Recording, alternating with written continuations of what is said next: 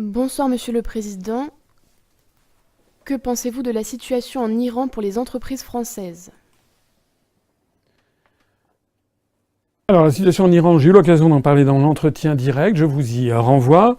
L'affaire du retrait des États-Unis de l'accord nucléaire iranien, en définitive, son impact, et c'est d'abord sur les entreprises françaises, puisque les États-Unis ont indiqué que les entreprises françaises avaient, je crois, entre 6 mois et 8 mois, ou 6 mois et 9 mois, pour se retirer d'Iran, sinon elles seraient frappées. Au nom de quoi? Au nom de la législation extraterritoriale américaine qui permet aux États-Unis d'Amérique d'imposer des sanctions à des entreprises étrangères qui travailleraient dans un pays tiers qui ne convient pas aux États-Unis. Et comment cela? Tout simplement en sanctionnant l'entreprise étrangère quand elle travaille aux États-Unis. C'est comme ça, par exemple, que la BNP a dû payer une amende absolument colossale de 9 milliards de dollars parce qu'elle avait travaillé avec Cuba.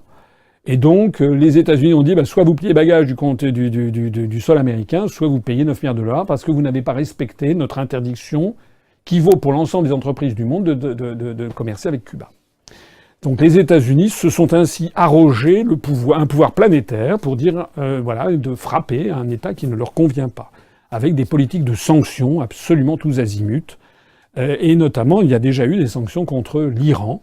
Iran, donc, qui avait beaucoup pénalisé des entreprises françaises, notamment Peugeot, qui a un partenaire local qui s'appelle Iran Khodro, et qui, Peugeot, s'est retrouvé dans une situation catastrophique il y a quelques années, à cause justement de cette politique de sanctions, qui, d'un seul coup, les Français ne pouvaient plus exporter des pièces détachées en Iran.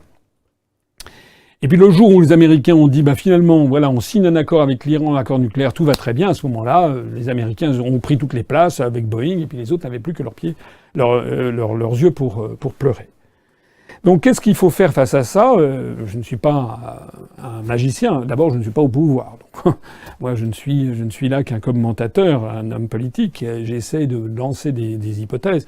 Mais ce que je pense en attendant, je l'ai dit dans mon entretien d'actualité, c'est qu'il faut que la France prenne, si nécessaire, se brandisse l'étendard de la révolte, et que la France prenne contact avec l'Allemagne, avec l'Angleterre, avec l'Italie, avec l'Espagne, avec la Russie, avec la Chine, avec l'Inde, avec la Turquie, avec la Pologne, avec le Brésil, etc., avec tous les pays développés en matière industrielle, et qu'il y ait un front commun, par exemple à l'ONU ou ailleurs de l'ONU, qui fasse front commun contre les États-Unis d'Amérique. C'est-à-dire que toute entreprise émanant de l'un de ces pays, qui serait pénalisée par son activité en Iran, à ce moment-là, l'ensemble des pays se sentiraient agressés et prendraient l'ensemble de ces pays une mesure de rétorsion contre une entreprise américaine. Parce que c'est vrai que si la France toute seule face aux États-Unis, c'est un peu difficile.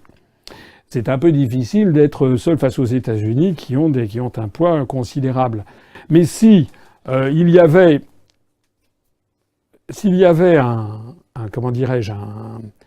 une mesure de rétorsion globale qui était prise, parce que par exemple Peugeot est attaqué, doit dégager de l'Iran, ou bien Volkswagen, les Allemands, ou bien Honda, japonais, ou bien, je ne sais pas, Tata, là, les voitures indiennes, etc., étaient interdites d'être fabriquées ou vendues en Iran, à ce moment-là, tous les pays en question diraient, Goldman Sachs, terminé, vous dégagez, de tous les pays. Et à ce moment-là, on verra comment réagiront les États-Unis.